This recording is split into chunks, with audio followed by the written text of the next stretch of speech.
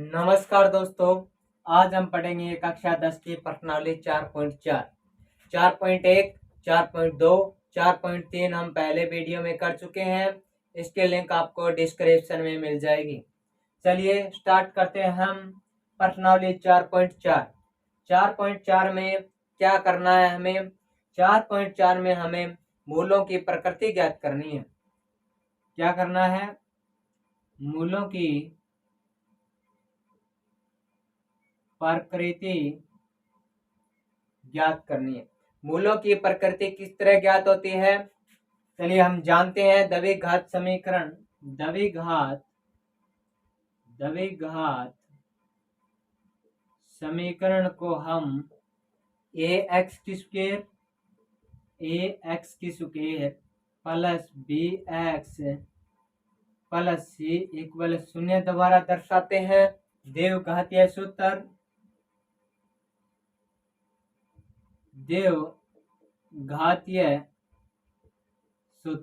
द्विघातीय सूत्र क्या होता है? x equal minus B plus minus वर्गमूल b की square minus 4ac upon 2a। जो वर्गमूल का मान है इसी के द्वारा हम मूलों की प्रकृति ज्ञात करेंगे और देखेंगे कि अस्तित्व होगा या नहीं होगा। इसे हम विविक्त कर कहा जाता है, जिसे d द्वारा दर्शाया जाता है। इसे क्या कहा जाता है? विविक्त कर, जिसे d द्वारा दर्शाया जाता है। d इक्वल क्या होगा? b की स्क्वायर माइनस 4ac होगा। अब b विभक्त कर की तीन स्थितियां लागू होती है। इसकी तीन स्थितियां होती है।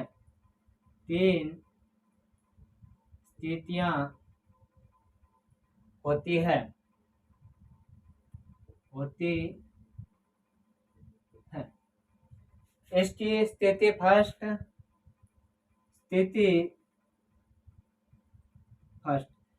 फर्स्ट क्या है? यदि स्थिति फर्स्ट होगी, यदि d का मान धनात्मक होता है तो मूलों की प्रकृति होगी, वह अस्तित्व होगा। यदि d का मान धनात्मक होता है,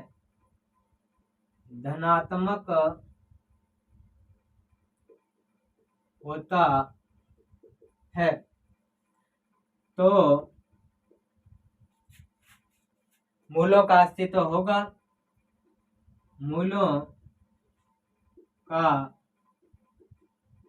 अस्तित्व होगा। मूलों का अस्तित्व होगा तथा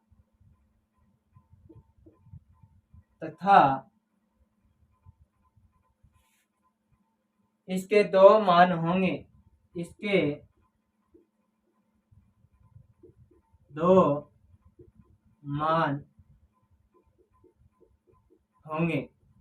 किस तरह होंगे? जैसे कि इसमें हम रखें x equal minus B plus minus ये वर्गमूल d अपॉन 2, इस तरह का सूत्र है ये। तो d का मान हमारे पास धनात्मक आएगा। जिस तरह हम मानेंगे d का मान हमारे पास कितना आ रहा है? 4 आ रहा है। तो x इक्वल b माइनस का प्लस माइनस वर्गमूल 4 अपॉन 2। x के दो मान होंगे। दो मान किस तरह होंगे? x इक्वल एक तो होगा माइनस बी प्लस वर्गमूल 4 अपॉन 2 और दूसरा मान क्या होगा? माइनस बी माइनस वर्गमूल 4 अपॉन 2। इसके दो मान होंगे। अब है स्थिति सेकंड। स्थिति सेकंड आती है। स्थिति सेकंड क्या होती है? यदि d का मान 0 हो तो इसका मूलों का अस्तित्व होगा। यदि d का मान 0 हो तो मूलों का अस्तित्व होगा। मूलों का अस्तित्व होगा, लेकिन इसके मान एक समान होंगे। लेकिन इसके मान एक समान होंगे।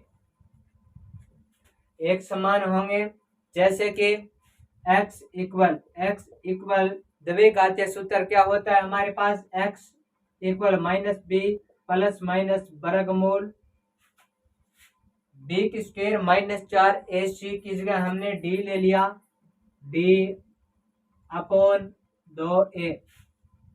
ये हमारे पास सूत्र होता है। अब d इक्वल हम शून्य रखेंगे, d इक्वल शून्य रखेंगे तो x equal -b plus minus वर्गमूल 0 अपॉन 2a। इन दोनों का मान एक समान होंगे।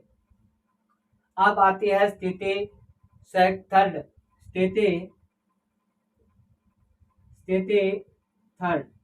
स्थिति थर्ड क्या कहती है, यदि d का मान 0 से कम यानी ऋणात्मक हो तो मूलों का अस्तित्व नहीं होगा और कोई भी उसका मान नहीं होगा। यदि d का मान ऋणात्मक हो तो मूलों का अस्तित्व नहीं होगा। मूलों का अस्तित्व नहीं होगा और कोई भी मान नहीं होगा। कोई भी मान नहीं होगा। कोई भी मान नहीं होगा। क्यों नहीं होगा? जैसे कि सूत्र है हमारे पास x equal -b plus minus वर्गमूल d अपॉन 2a। ये हमारे पास सूत्र है। यदि d का मान, जैसे कि d इक्वल हमारे पास कितना है, -4 है, d का मान हम ऋणात्मक लेंगे तो d का मान ऋणात्मक लेंगे तो क्या होगा, x equal -b plus minus वर्गमूल -4, d की जगह मान रखती है -4 अपॉन 2a। अब -4 वर्गमूल का मान, वर्गमूल -4 है, वर्गमूल का मान कभी भी ऋणात्मक नहीं होता, इसका अस्तित्व नहीं होगा। अतः इसका अस्तित्व नहीं होगा, अस्तित्व नहीं होगा। तो अब हमारे पास सूत्र क्या बनता है, b की स्क्वायर -4ac। इससे इसका मान 0 से बड़ा हो सकता है या फिर 0 के बराबर हो सकता है। तभी मूलों की इस तरह इसके द्वारा प्रकृति ज्ञात की जा सकती है। यदि 0 से यह मान बड़ा होगा तो मूलों का अस्तित्व होगा। यदि b स्क्वायर -4ac का मान 0 के बराबर होगा तब भी अस्तित्व होगा। यदि b की स्क्वायर -4ac का मान 0 से कम होगा तो मूलों का अस्तित्व नहीं होगा। चलिए स्टार्ट करते हैं प्रश्नावली 4.4 का क्वेश्चन पहला। प्रश्नावली 4.4 का पहला क्वेश्चन क्या दे रखा है हमें, निम्न द्विघात समीकरणों के मूलों की प्रकृति ज्ञात करनी है। द्विघात समीकरण हमें दी गई है और उसके मूलों की प्रकृति ज्ञात करनी है। यदि मूलों का अस्तित्व हो, यदि मूलों का अस्तित्व होगा तो उन्हें भी ज्ञात करना है। चलिए क्वेश्चन पहले का पहला पॉइंट क्या दे रखा है हमें, 2x की square minus 3x plus 5 equal 0।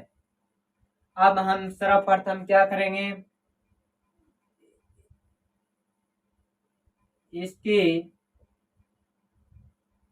तुलना ax की square plus bx plus c equal 0 से करने पर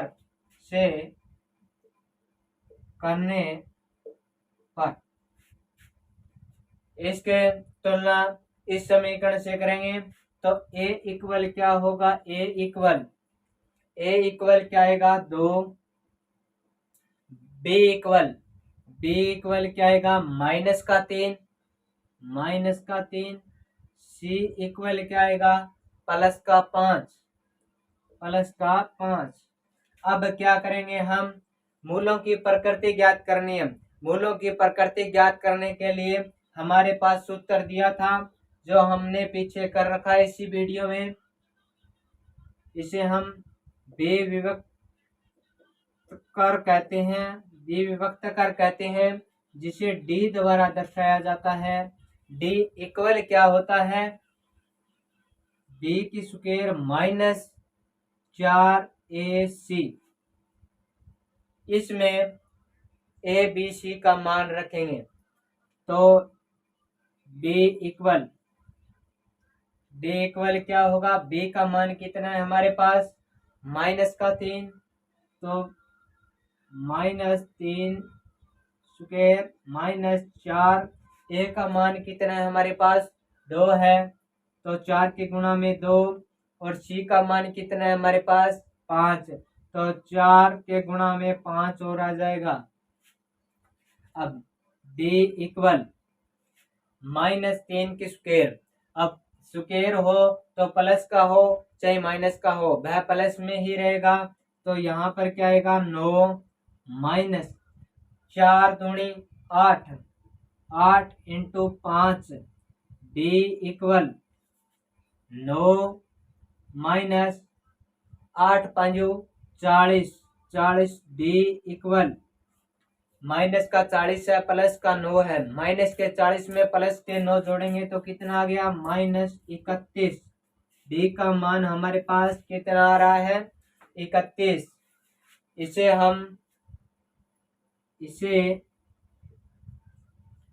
द्विघातीय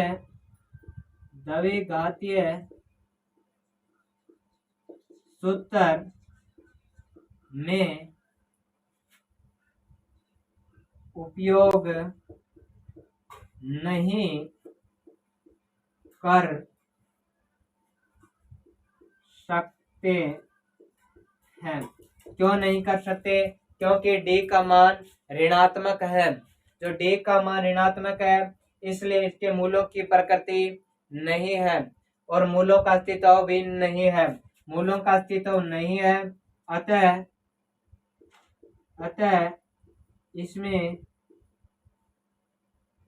मूलों का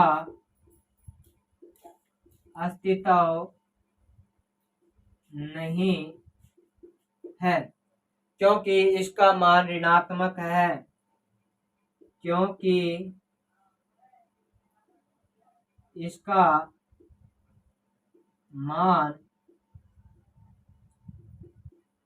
ऋणात्मक है। इसका सूत्र क्या होता है, यहाँ पर हम सूत्र का लिखेंगे b की स्क्वायर माइनस 4ac, जो 0 से बड़ा हो या बराबर हो सकता है पर 0 से छोटा नहीं होना चाहिए। पॉइंट 2 क्या दे रखा है हमें, 3x की स्क्वायर माइनस 4 वर्गमूल 3x प्लस 4 इक्वल 0।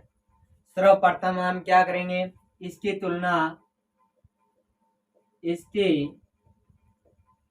तुलना ax की square plus bx plus c equal 0 से करने पर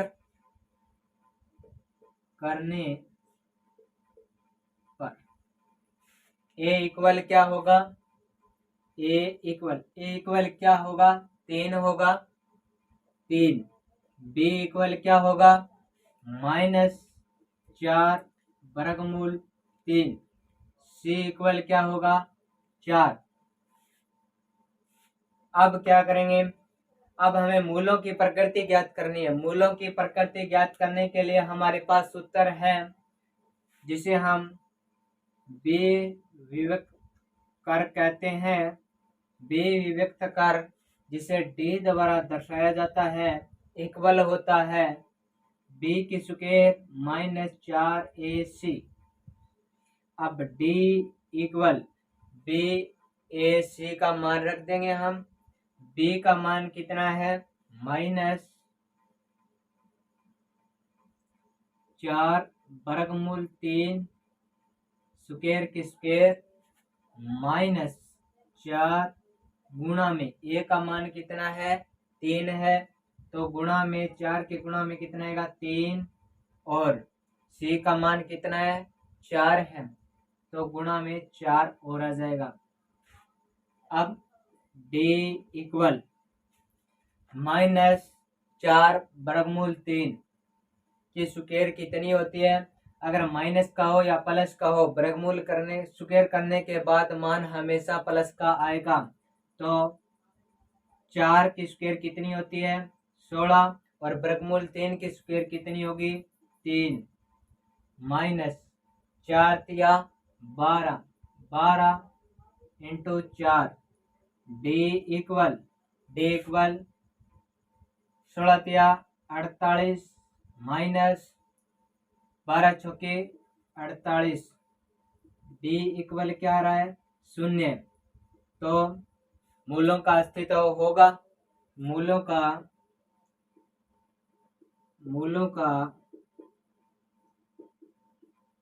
अस्तित्व होगा, मान एक समान आएंगे। मान एक समान प्राप्त होंगे।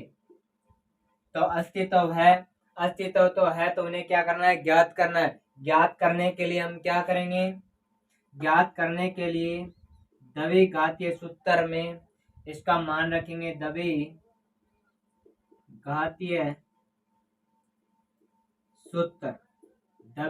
सूत्र क्या होता है, x equal -b plus minus वर्गमूल d अपॉन 2a।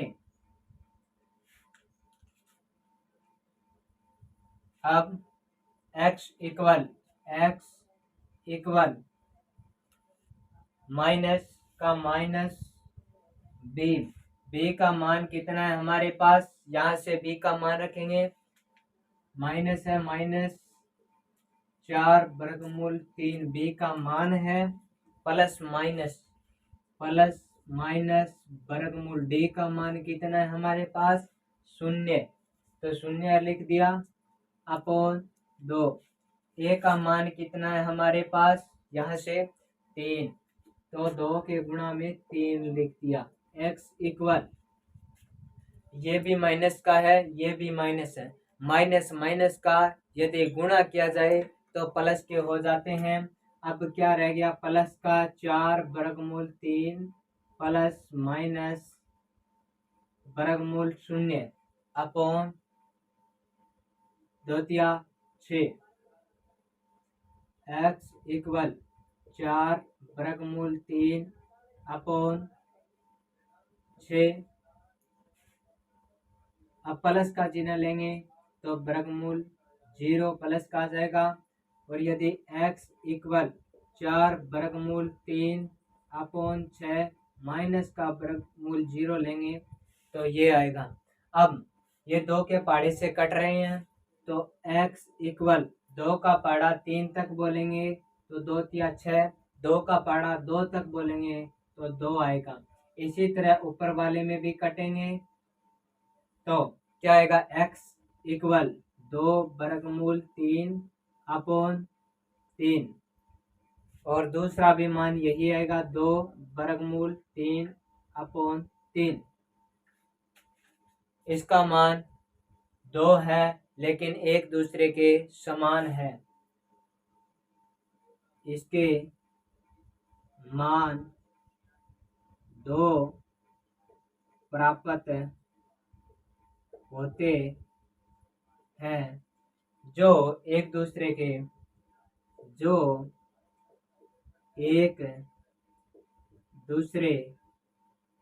के समान है।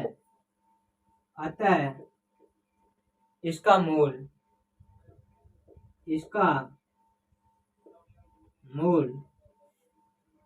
2 वर्गमूल 3/3 और 2 वर्गमूल 3/3 होगा। तीसरा पॉइंट हमें क्या दे रखा है? 2x की square minus 6x plus 3 equal 0। तो सर्वप्रथम हम क्या करेंगे, इसकी तुलना ax की square plus bx plus c equal 0 से करने पर इस समीकरण की तुलना ax की square plus bx plus c equal 0 से करेंगे तो क्या होगा? a इक्वल क्या आएगा? 2 आएगा।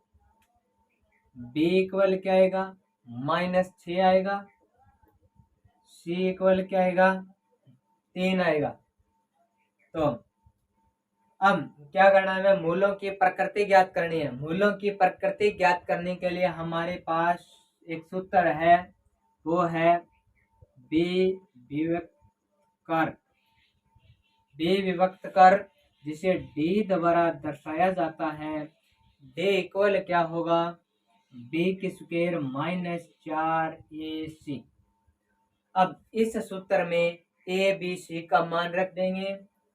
अब d इक्वल b के स्क्वायर है तो b का मान कितना है हमारे पास?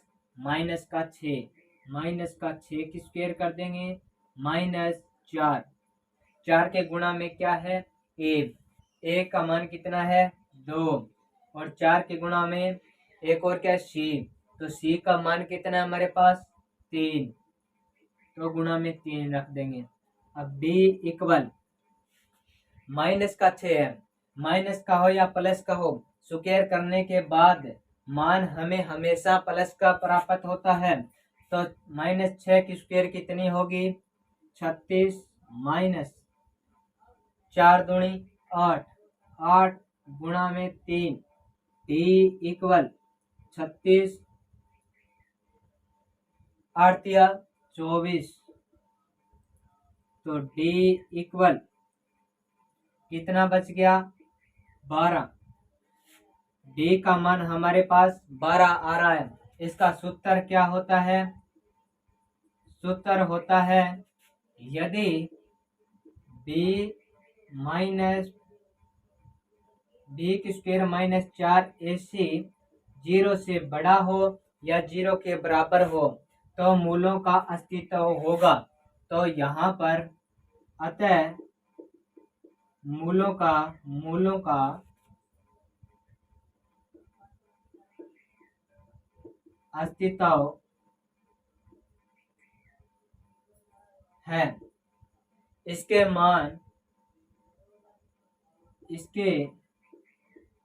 मान 2 प्राप्त होंगे।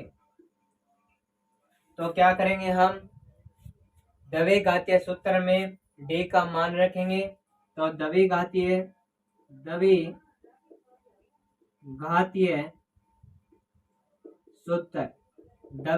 सूत्र क्या होता है? x equal -b plus minus वर्गमूल d/2a। इस सूत्र में b का, a का, d का मान रख देंगे। तो क्या होगा, x इक्वल माइनस बी। अब b का मान कितना है, -6 है, तो माइनस का माइनस b का मान हमारे पास कितना है, -6। अब प्लस माइनस का प्लस माइनस, वर्गमूल का वर्गमूल। अब d का मान हमारे पास क्या प्राप्त हो रहा है, 12, तो वर्गमूल 12 हो जाएगा अपॉन 2। a का मान कितना है हमारे पास, 2 है, तो 2 के गुणा में 2 रख देंगे। x इक्वल, ये भी माइनस का है और ये भी माइनस का है, माइनस माइनस से गुणा करने के बाद में प्लस में चेंज हो जाते हैं। अब ये क्या हो गया, प्लस का 6 प्लस माइनस वर्गमूल 12 अपॉन 2 दूनी 4। अब x इक्वल 6 प्लस माइनस वर्गमूल 12 का मान कितना होता है, 2 वर्गमूल 3, 12 का मान होता है अपॉन 4 का 4। अब क्या करेंगे, इसमें से 2 कॉमन ले लेंगे। x इक्वल 2 को कॉमन ले लिया, अब क्या बच गया, 3 प्लस माइनस वर्गमूल 3 अपॉन 4। अब ये 2 के पाड़े से कट रहा है, तो काटेंगे। 2 का पाड़ा 1 तक बोला 1, 2 का पाड़ा 2 तक बोला 4। अब क्या हो गया, x इक्वल 3 प्लस माइनस वर्गमूल 3 अपॉन 2। यहाँ पर हमें x के 2 मान प्राप्त होंगे। x के 2 कौन कौन से मान प्राप्त होंगे, x इक्वल 3 प्लस वर्गमूल 3 अपॉन 2, एक यह मान होगा, और दूसरा मान x इक्वल 3 माइनस वर्गमूल 3 अपॉन 2। अतः मूलों के 2 मान प्राप्त होते हैं। अतः मूलों के 2 मान प्राप्त होते हैं। अतः मूल